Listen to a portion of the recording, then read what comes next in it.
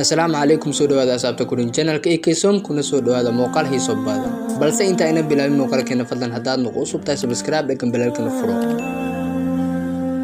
dhibic malab ayaa dhulka ku soo dhacay quraanjo ayaa aragtay oo dhadhamisay markay ogaatay in wahani malab yahay ayay ka dhaqaaqday si asxaabteeda kale ugu soo yeerto hase ahaatee macaankii ayay ka tagi kari weyday way dhadhamisay mar kale haddana mar kale ilaa ay gudaha u gashay malabkii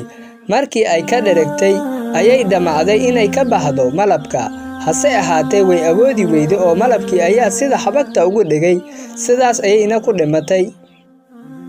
waxaa la sheegaa in dunidu tahay sida dhibic weyn oo malab ah waxay leedahay macaan aan la soo koobi karin qofka dhadhamiya kaliya ee ka dhaqaaqa waa uu badbaadayaa midka dhexgala ee ku dhex milma badweynteeda uu halaagsamaya sida quraanjadaasi u halaagsantay oo kale